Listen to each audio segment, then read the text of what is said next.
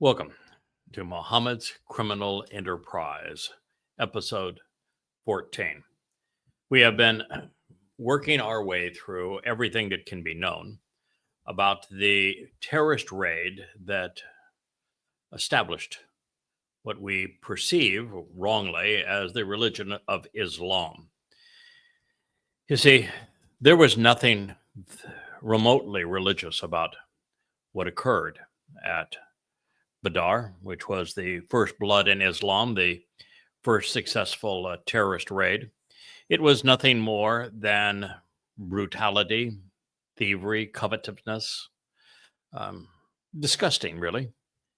Mohamad sought to rob the custodians of the Kaaba, the very people who had created Islam and every aspect of Islam, from the Kaaba to the pilgrimages, to the circumambulation, to the mosque, to the prostration prayer, the tax, every aspect of Islam, including the Ramadan fast, was developed and capitalized upon by the Quraysh, the very people that Muhammad sought to kill, to abduct, to ransom, and to rob.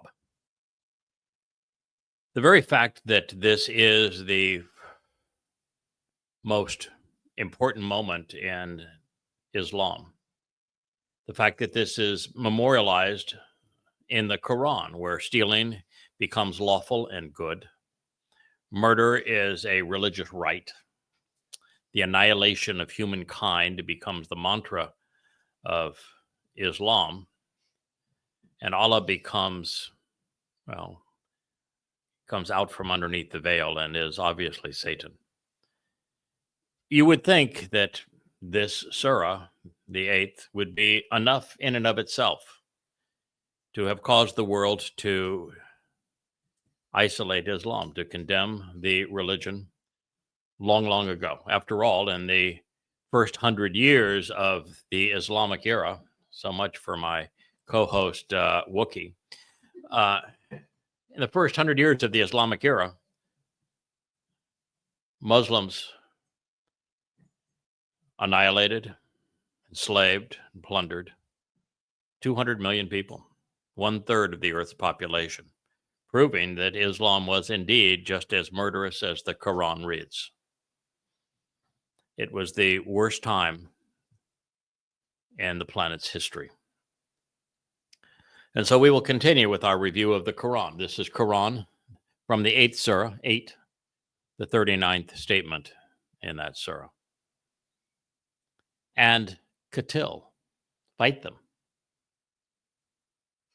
until there is no more fitna, trials, to worship others, and dinu, religion, all of it is for Allah. But if they cease and desist, worshiping others beside Allah, then lo, Allah is seer of all they do.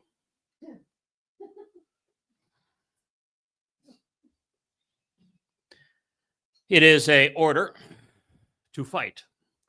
One does not fight without the intent of killing. Fight. For how long? Well, until there is no temptation to worship any other being other than Allah. Where Islam is the only religion allowed on earth, the only political system on earth. Muslims have been ordered, this is the 8th surah, the 39th verse, Muslims have been ordered to continue to fight until only Allah is worshipped and there is no other religion on the earth. And only when all resistance to Islam and to Allah, who is sadistic, demonic, duplicitous, a terrorist, a sadist spending all of his time in hell torturing people, nincompoop, really. Then until everyone capitulates and surrenders and agrees to worship this miserable wannabe God, then there is to be endless fighting. And it's only if they cease and desist, being unwilling to surrender to Islam, that the fighting stops, which means the fighting doesn't stop so long as there is a single person on the planet who is not a Muslim. And even then, it doesn't stop because Muslims are more adept at killing Muslims than they are at killing non-Muslims. It's genocide for the entire planet. Allah claims at the end, of course, that he is the all-seer of what they do, and he's not. Allah is the snake that slithered out of the garden. Allah has no capacity for omnipresence, no capacity to accomplish really anything, which is why Allah must urge Muslims to fight and kill for him, because he can't do anything on his own. There is not a single instance in the Quran or in reality where Allah accomplishes anything on his own. He is completely impotent.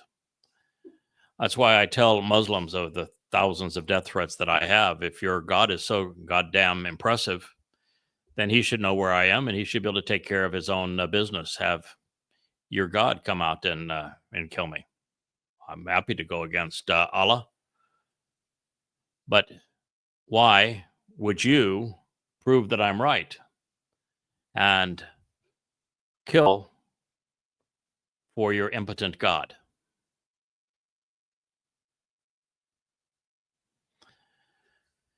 Well, in or out of context, the Quran is unequivocal. The Islamic war machine must continue to roll until every soul on earth submits to the religion of Allah.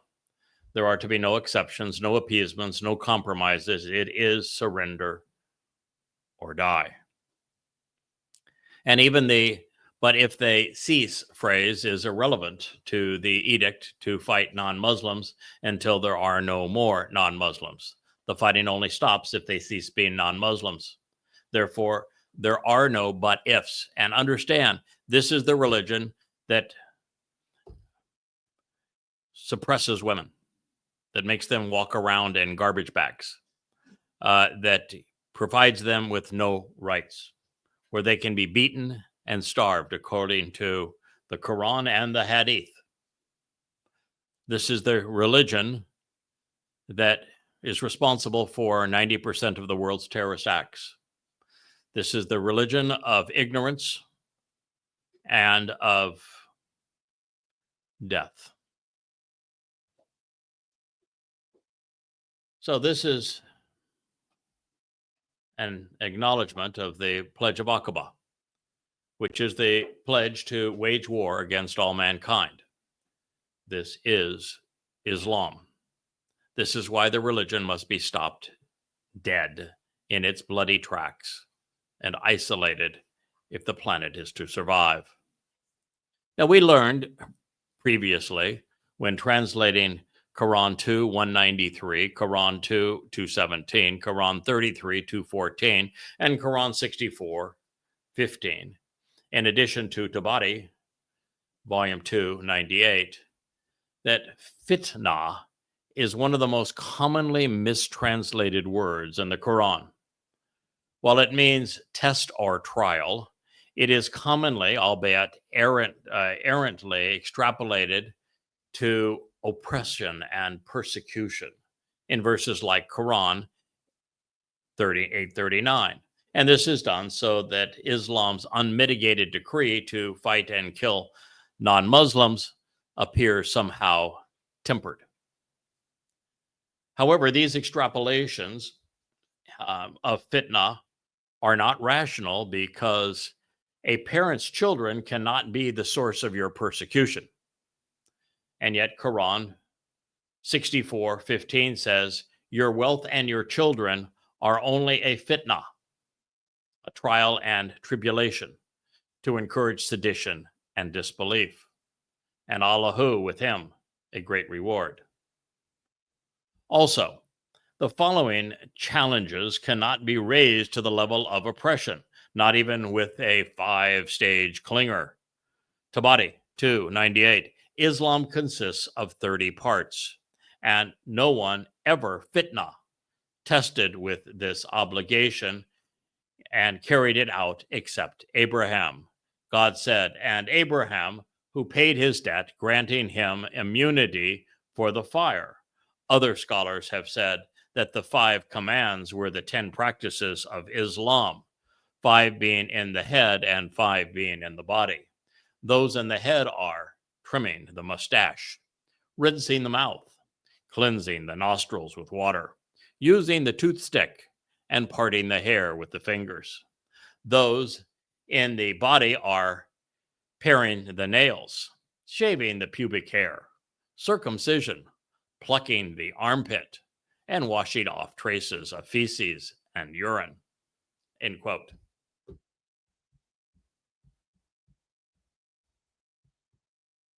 Let that sink in. That's the fitna. The other 3 recent instances of fitna in the Quran parallel its use in this context. They reveal Quran 2:193, and fight them until there is no more fitna, temptation, trials, and sedation towards disbelief, and religion is only for ilahi. Then, if they cease and desist, then no hostility except against al-zalim, the cruel lords and repressive tyrants. There again, it cannot be oppression. Quran 2:17. They question you about qital, fighting, in the al-haram, the sacred or the forbidden month, depending on how you want to interpret the word that says both. Say, fighting therein is a akbar, a greater, but hindering to prevent access to the cause of Allahi and disbelief in him, and al-masjidi, al-haram, and driving out its people from it, akbar, greater, omitted. Near Allahi and al-fitna, trials and wrong belief, akbar, greater than al-katli, the slaughter.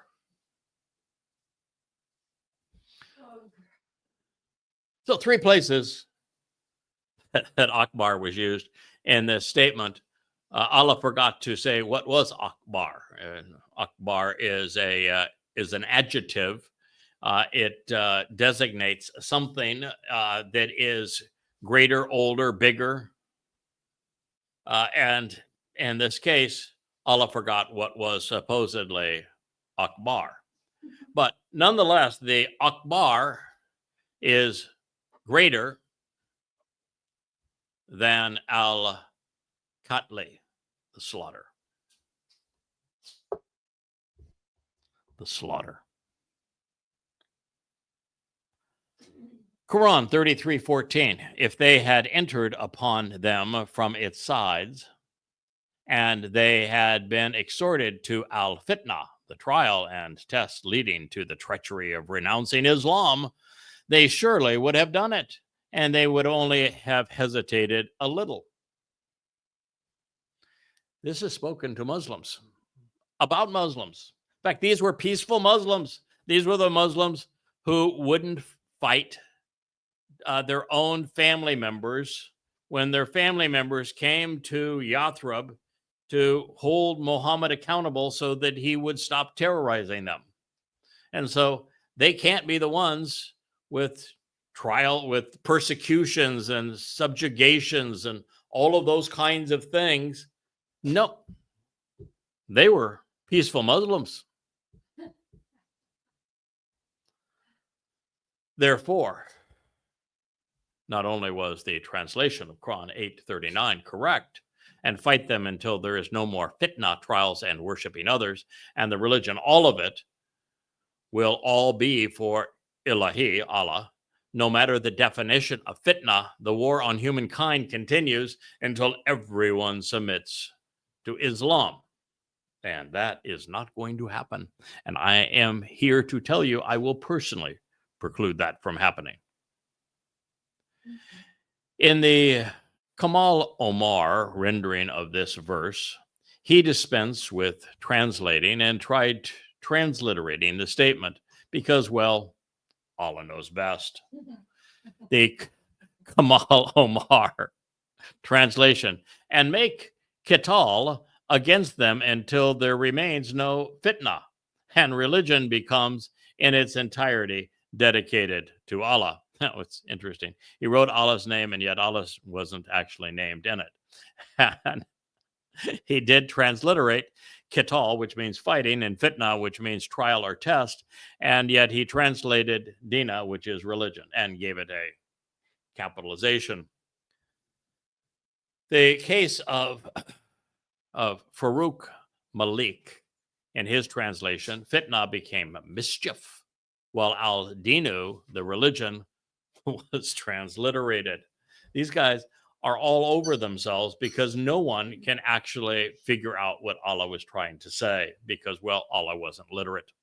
Farouk Malik, O believers, fight them until there is no more mischief, and the deen of Allah, and he put in parentheses, the way of life prescribed by Allah, it's dina, it means religion, is established completely. So there you go. The next is an honest rendering, as is the following, at least up to the point that the author added his sentiments within the parenthetical. This is from Abdul Masjid Dar Yabadi.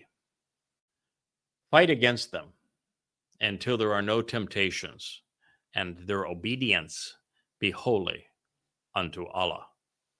Submission to Allah.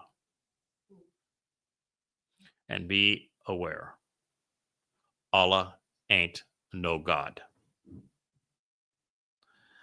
Allah can be equated to the snake that slithered out of the Garden of Eden after beguiling Chawah, the wily serpent, if you will, or directly with Hasatan, the adversary. But Allah cannot be equated to God. He is as dumb as a stone. Mohamad Maud Ghali provided this rendering, and fight them till there is no temptation, in parentheses, sedition, persecution, until the religion is all for Allah. Well, temptation is what the word means, which is why he puts sedition, persecution in parentheticals. Well, rendering fitna as idolatry wasn't justified by Muhammad Sharwar. The Muhammad Taqi Usmani translation was reasonably accurate, as is the Sha'il International. Muhammad Sharwar. Fight them so that idolatry will not exist anymore and God's religion will stand supreme. There's no mention of the Arabic word for God in the statement. There's no mention of idolatry in the statement. There is no mention of stand supreme in the statement. But you see, the Quran is so badly written that Muslims simply project their sentiments onto it. And yet they claim that it's the perfect book sent down by Allah. If this is Allah's rendering as it was written, as it has come down to us, as it was spoken and then written 100 years later, then you can be assured that Allah is a nincompoop. Muhammad Taqi Usmani, and fight them until there is no more fitna, mischief in the parenthetical, and total obedience becomes for Allah. How does it becomes? I don't know, but nonetheless. Then Sha'i International, and fight them until there is no fitna, and the religion, all of it, is for Allah. These variations of fitna validate my point, which is that there are as many renderings as there are translators. Here's some more just to prove the point. Ali Kuli Kara'i. Fight them until faithfulness is no more and religion becomes exclusively for Allah. Faithlessness is how they want to render fitna. Then there is Ali Bakhtari Nejed. Fight them until there is no more conspiracy. Yes, and then in the parenthetical, and turmoil, and religion, way of life, all of it will be for God alone. No mention of God. Allah is not God. And there is no, I don't think Allah could spell conspiracy if you spotted him, the C, the N, the S, the P, the R, the C, and the Y.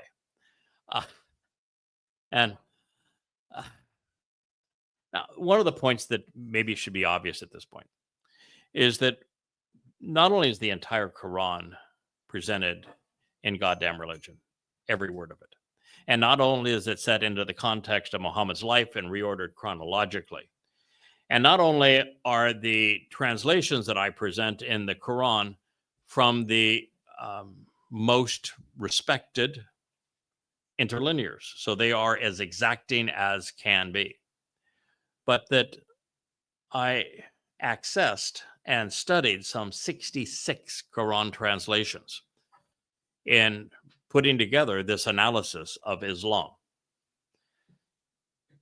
So here is Ali Bakhtari Nejed. Fight them until there is no more conspiracy, as I said, and turmoil and religion, way of life, all of it will be for God alone. Well, none of that was actually in the text. Mohamad Shafi. Fight them until revolt/insurrection stops and the way of life is restored in its entirety to Allah. Remind you, Allah's name isn't in there. God's title isn't in there. There is no reference to revolt or insurrection. And doesn't even say stops. And it most certainly doesn't speak to a way of life or restoration of anything. It's as if the text doesn't matter. This reminds me a lot of what we read in the Christian New Testament, where there is very little correlation sometimes between what you read in an English translation and what's actually in the text. If they actually presented the way the text reads of the Quran, if they were literal about it, no one in their right mind would believe it. Ahmed Ali is the most popular paraphrase of the Quran. It is used by those who are proponents of Islam to infer that Islam is a lovely and peaceful religion. So, Ahmed Ali, so fight them until all opposition ends and obedience is wholly God's. Well, if they had removed God's and put in Allah, then this is not a very good attempt at mediation, is it? So fight them until all opposition ends and obedience is wholly, well, Allah's. I'll leave you with two more. The first from an Islamic novelist, and the second from the team responsible for the Noble Quran, which is the most popular on earth. Dr. Mohamad Tahir ul Qadri opined, and, in parentheses, O people of truth, continue your fight against these chieftains and oppression and terrorism for the establishment of enduring peace. Yeah, you're supposed to fight these, and now in the parenthetical, because it's not in the text, the chieftains of oppression, which would be Muslims, and terrorism, which would be Muslims, for the establishment of enduring peace, which is definitely not Muslims, until there does not remain. Well, remain is in the parenthetical. Any disruption and din the system of, this is the parenthetical now, of compliance with law.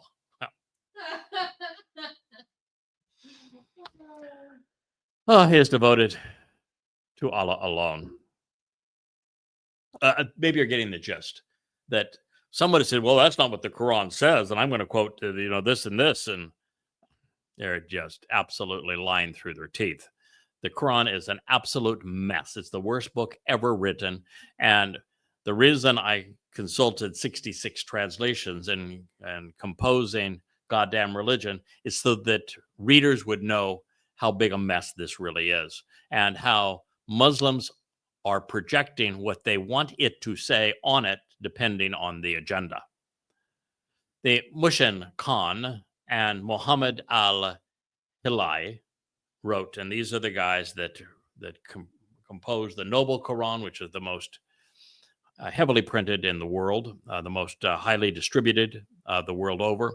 It comes from the Fard Foundation. It's an Saudi Arabian choice, that is the Saudi Arabian Quran. And it is also now the source of the interlinear, the word for word rendering of the Quran that actually came to exist, because when I wrote Prophet of Doom, one of the ways that I mocked Islamic scholarship, the lack thereof, is to say that the tools that I had to translate the Torah and prophets from Yahowah were ubiquitous. There were literally hundreds of lexicons, interlinears, and all manner of tools, to even grammar tools, you name it, to help explain the text. But at Islam, there were no interlinears. No. And as I embarrassed them over these lack of tools and also integrated concordances and dictionaries,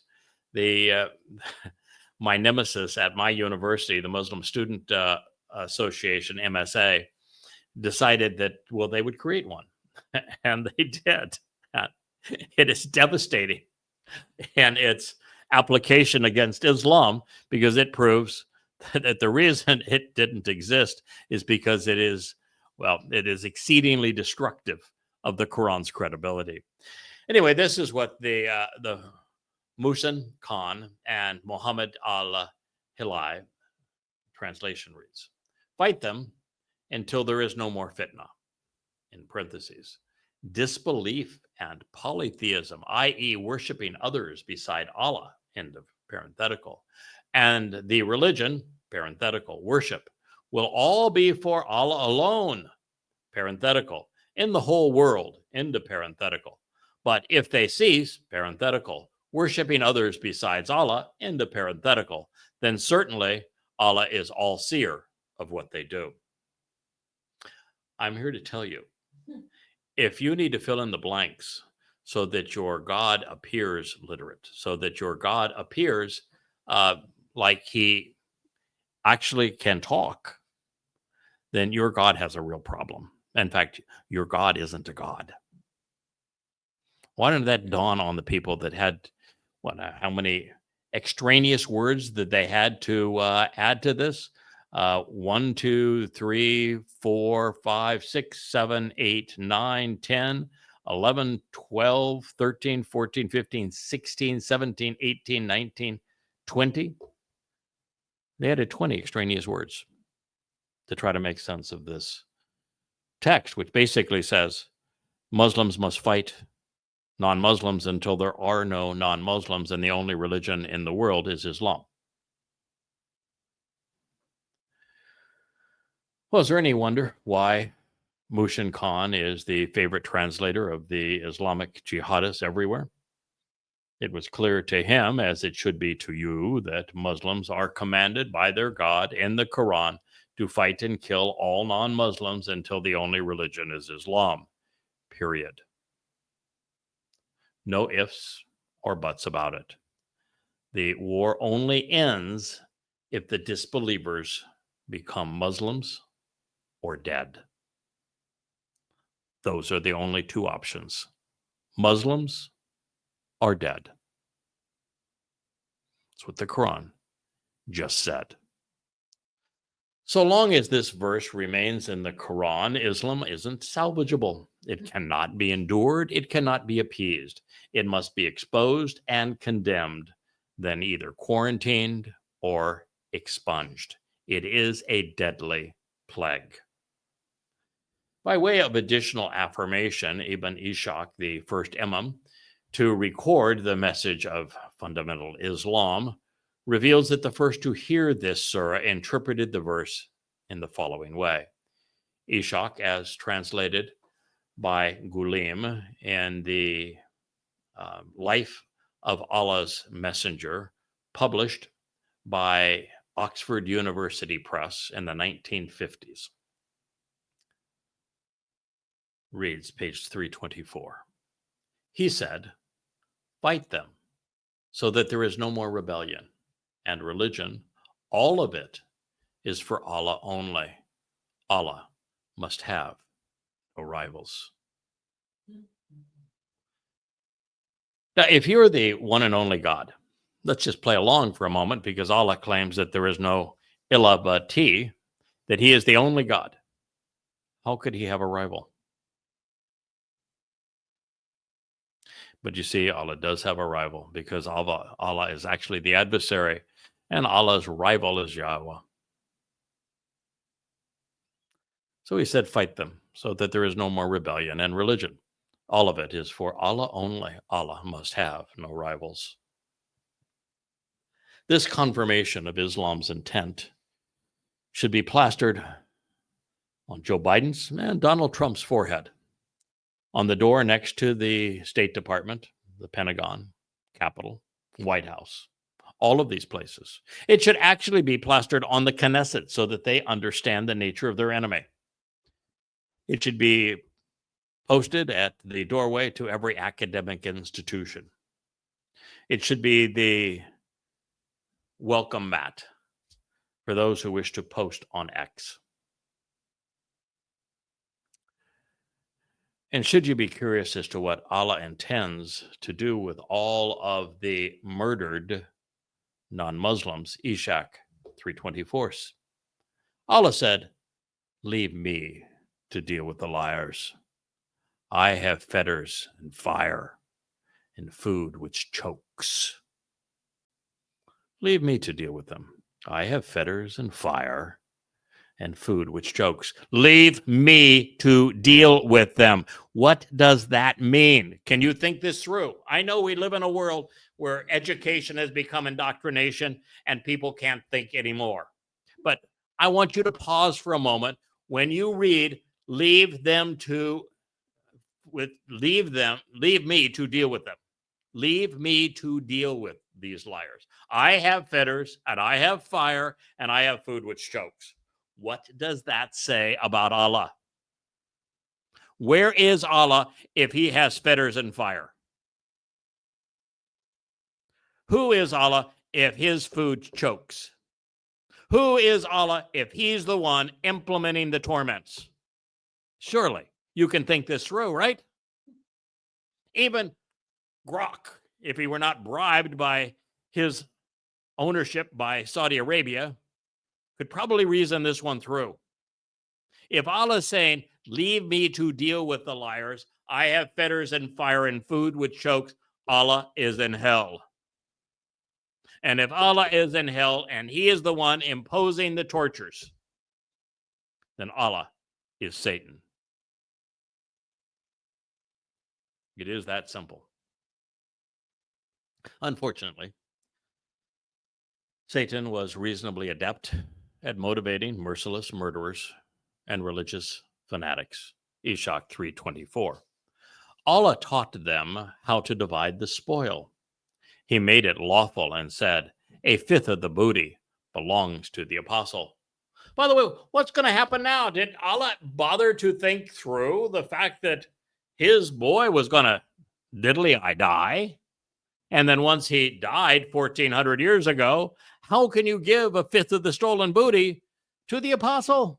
Didn't he have a contingency plan post Mohamad? Or was all Allah and Mohamad were trying to do was to bribe enough evil men to live by the sword, to cut off heads, to rape women, to abduct men, to wage war on all that were around them, to be wholly and completely merciless, to the point that they would have no rivals within their community in Arabia. And then they become so vicious, and with all that they had stolen, with all the people they had enslaved, that they could fight the war of compulsion in Arabia to make all of Arabia Muslim, and therefore ruthless, murdering terrorists.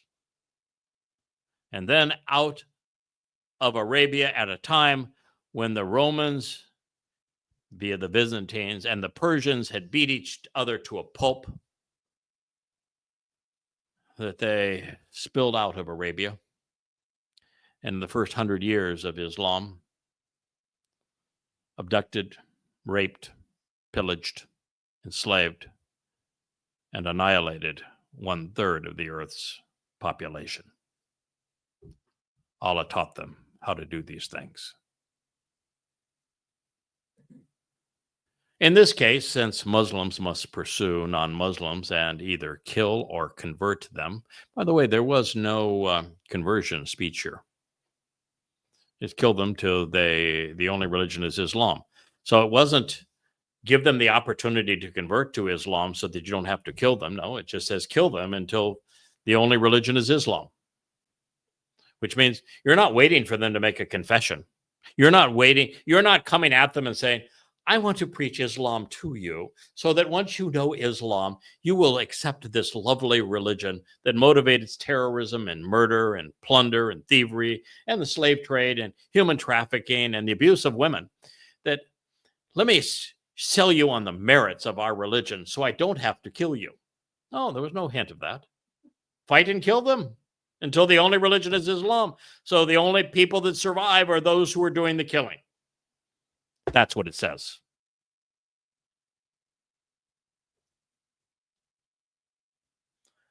Muslims must pursue non-Muslims to the death. Those turning away would be running for their lives. Quran 8:40. And if they turn away, then know that Allah, your protector, the protector, excellent, and the helper, extraordinaire. Allah had a real ego problem.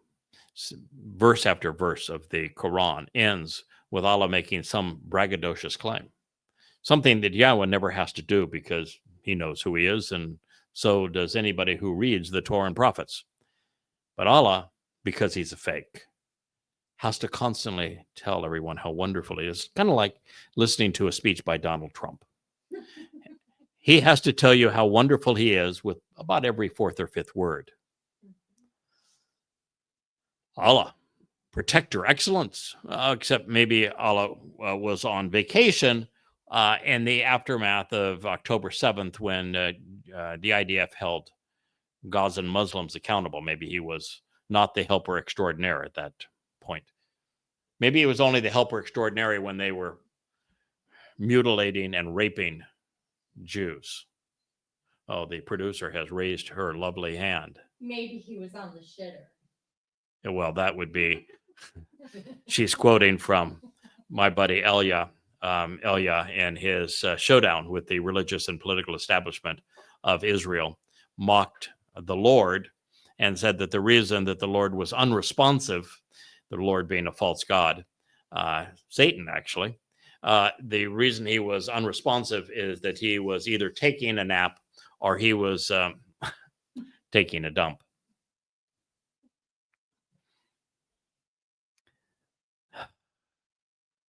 It's just truly amazing. Well, of course it isn't true. The king of megalomaniacs is seen here promising to protect and help his mass assassins as they stalk their prey. And even though he seems preoccupied, patting himself on the back, nonetheless, he is their helper extraordinaire.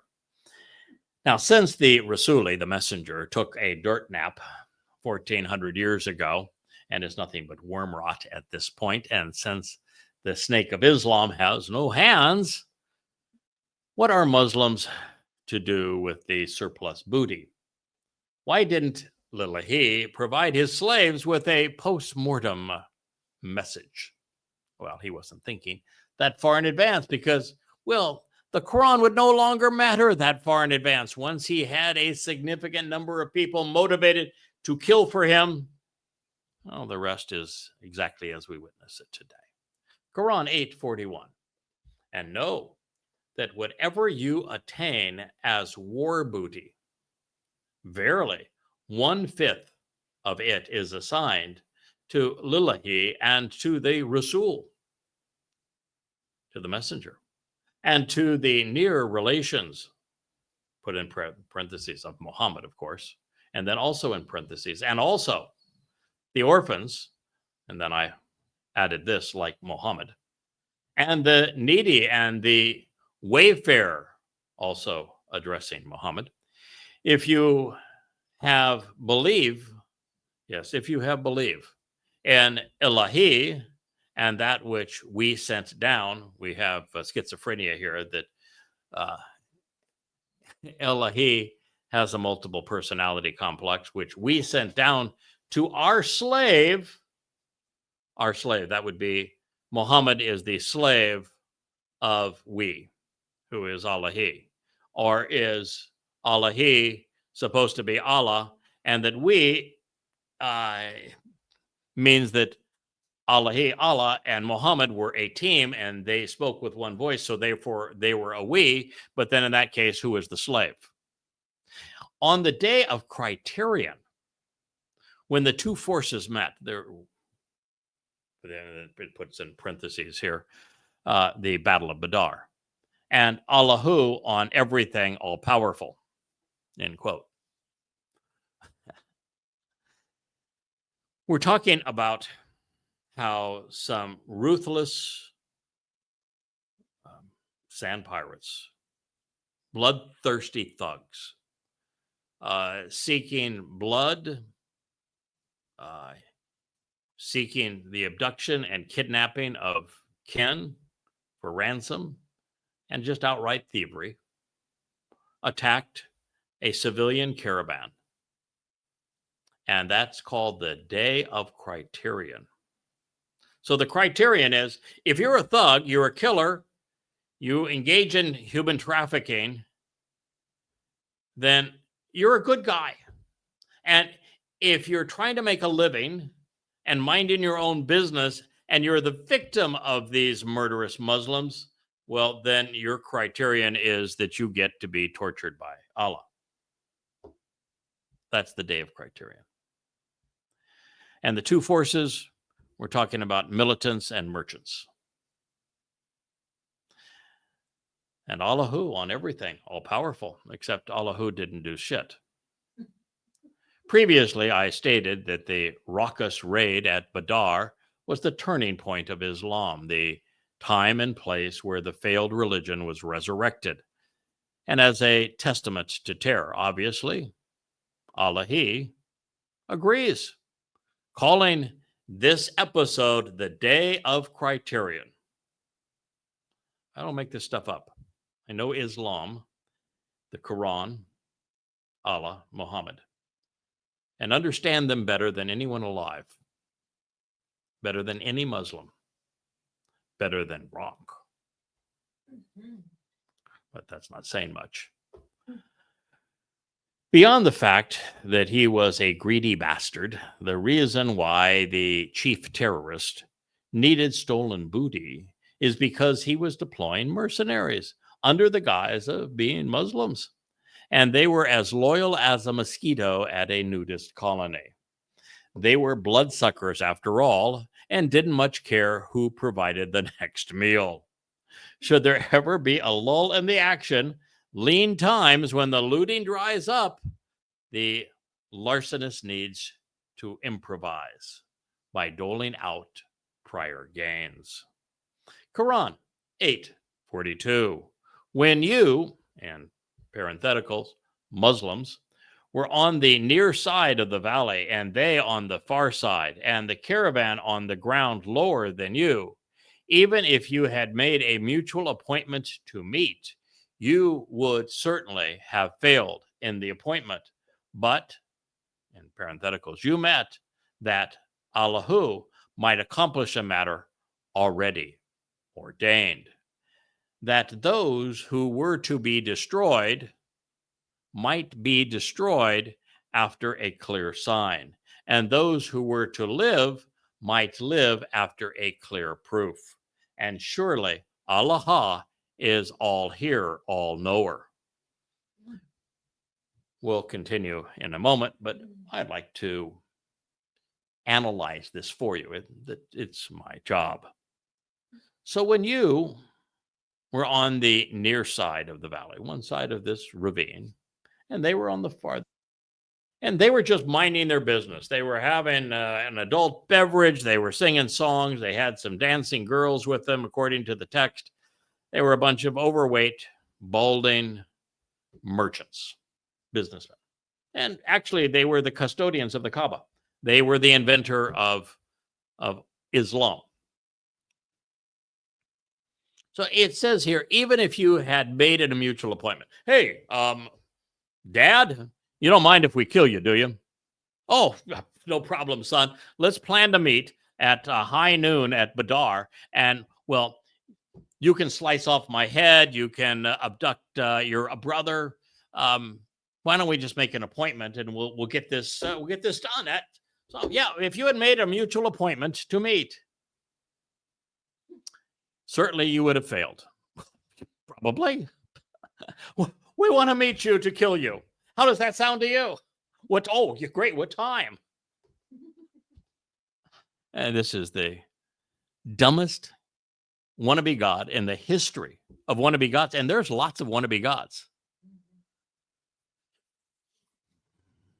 Allahu is telling you, you would have failed in your appointment because Allahu must accomplish a matter that is already ordained. What? Why would Allah have to accomplish a matter if it was already ordained? If it's already ordained, it's already accomplished. There's no purpose to accomplishing something that is already ordained. Do you have any concept what predestination means? If it's already ordained, you don't have to do it. Yes, Miss Producer? For Allahu, for him. For who? For Muhammad. Okay, I don't know what that means, but okay. So, no. The idea of appointment is stupid. And, well, there's no purpose in pursuing something that is already ordained. Allahu can't accomplish something that is already ordained. And then his purpose here is just lovely. What a lovely God. This is written in the Quran now. His purpose was to destroy those who were destroyed. That means those who were killed, who were mutilated,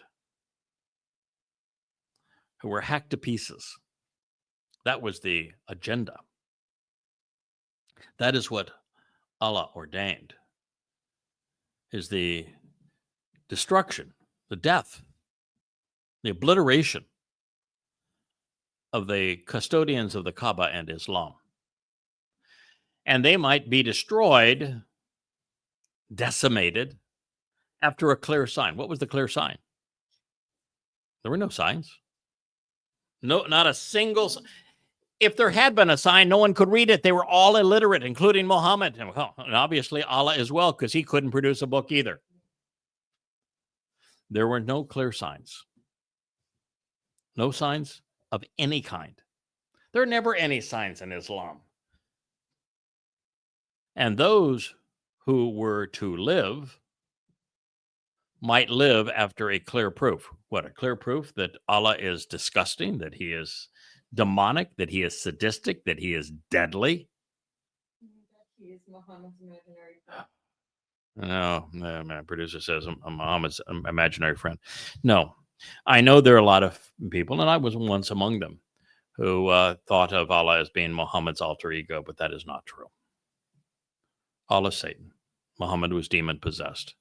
Muhammad was a willing accomplice, but the agenda that is in the Quran is only partially Muhammad's agenda. Muhammad's agenda was pedophilia, rape, thievery, sadistic murder, that sort of thing. It was Allah who wanted to annihilate all humankind, beginning with Jews. It was Allah who sought to be worshipped as if he were a god. Quran 8:43. When Allah showed them in your dream as few. Now, Allah didn't show anybody in a dream. And it was only after the event that Muhammad claimed to have a dream, but Muhammad isn't a them, unless Muhammad is also suffering from schizophrenia. In your dream, as few. If he had shown them to you as many, you would surely have been discouraged, and you would surely have disputed in the matter. But Allah saved, Allah, all-knower of what is in the breasts. Now, the fact of the matter is, at Badr, there were 40 some odd merchants killed. And there were 40 some odd merchants abducted for ransom. According to the Islamic tradition, that would be 84. They were either unarmed or lightly armed. They were all old, aging, balding men. Most were intoxicated. They were having a party out in the desert. If that is considered a mighty force, then Allah's a really wee little god. And Genghis Khan, Muhammad is not. So if it had told them there was going to be 84 merchants there, drunk as a skunk, singing songs out there in the desert, having a good old time, well, you wouldn't have gone.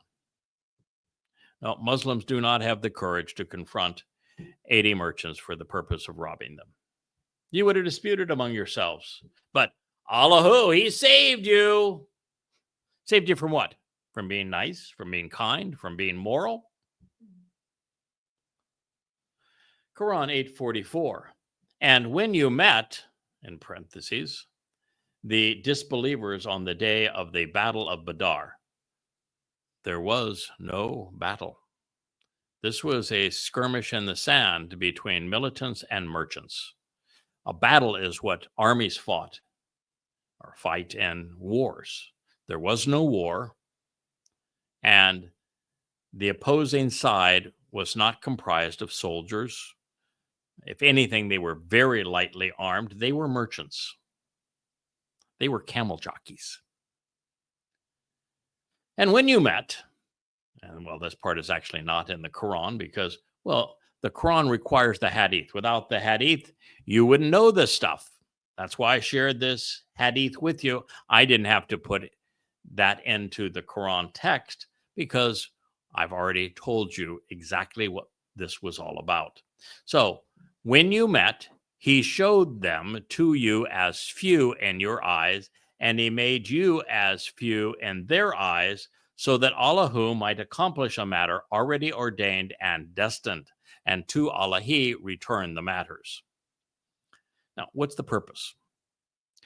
Why would you make 84 men sound like, well, less than 84? You're out there with a very large, hundreds of men under arms to hunt down and kill them. And so, and you've taken them by surprise. So what's the deal about making them appear as few?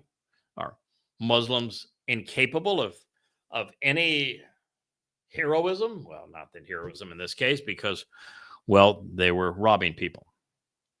And then why would you show them, Allahi, as few in your eyes? Why? Because he wanted them to stay there and fight for their lives as opposed to just run away. And they tried to do that, and the Muslims chased them down and killed them. And the matter that Allahu was trying to accomplish was bloodletting. Now, it's stupid to say that these perpetrators could have made a mutually acceptable appointment to meet with their prey. And are we to assume that the blood and booty represent the clear signs of Islam? Is the destruction of life a sign of this God? Is the salvation of Islam the result of being misled so that you are murderous? I think the answers are pretty obvious, don't you? Now, beyond these questions and concerns, according to the Quran, the Islamic wannabe God instigated mass murder and abduction. To fulfill his bloodlust, he claims to have deliberately deceived his slaves, luring them into a dangerous situation. So what do you think Allah might have also deceived Muslims about? What other dangerous situation has the Islamic wannabe God lured Muslims?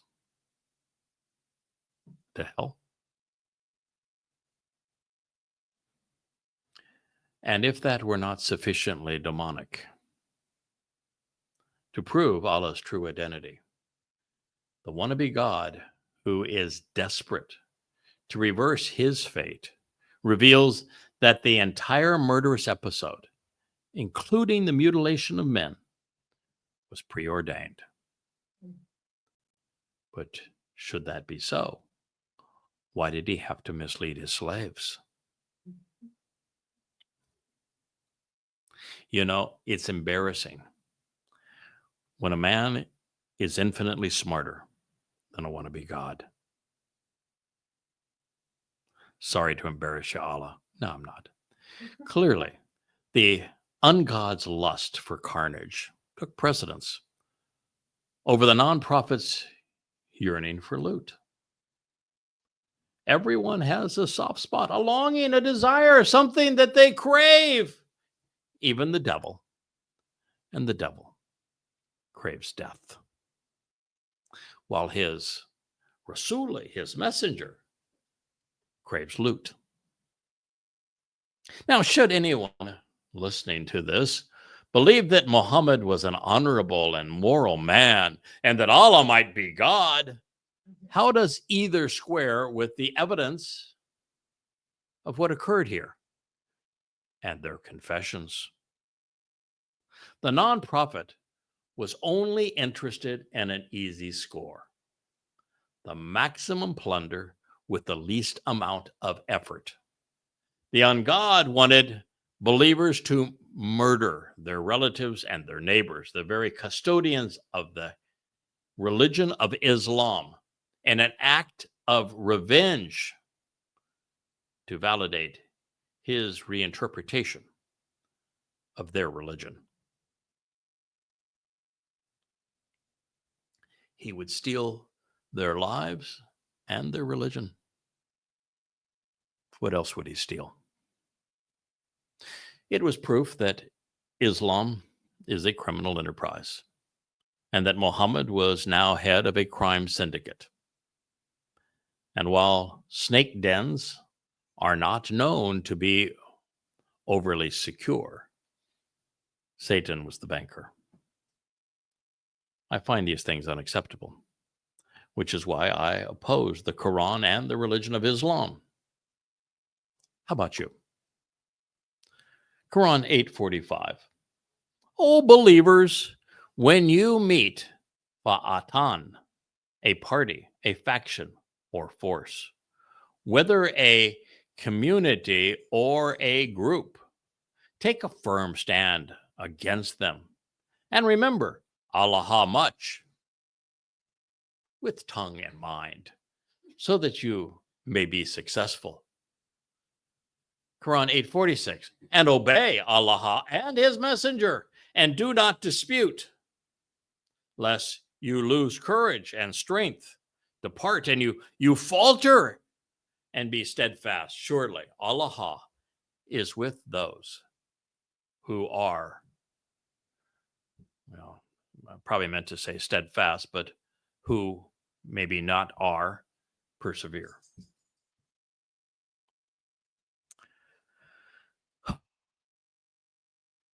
So, Muslims, if you meet anyone, a party, a faction, a force, whether it's a community or a group, take a firm stand against them. No matter who you meet, you must be against them. When? Then, now, forevermore. And always remember, Allahu Akbar, so that you might be successful in, well, taking their lives, abducting them for ransom, and showing just how murderous you can be. And obey Allah. Oh, yes, you need to obey me, because if you don't obey me, I got nothing. I got no hands. I got nothing. I mean, my whole gig is for you to believe that I'm actually a God, and you need to go off and kill for me because I can't do squat on my own. Oh, and oh, by the way, you need to obey my messenger. But how do you obey my messenger if everything that my messenger said is in the hadith? But if you incorporate the hadith so that you can obey the messenger and therefore obey the Quran, then Islam is the most despicable religion in the history of humankind, because Mohamad was the most perverted idiot to ever claim to speak for God. A rapist, a pedophile, a mass murderer, a terrorist, a thief, a sadist, a psychopath. There you have it. You have to obey Allah, and Allah just said, you must fight and kill for me. You must fight until there are no more non-Muslims. You have to obey Muhammad's orders, the messenger's orders, and, well, he was the most perverted and disgusting person who ever lived.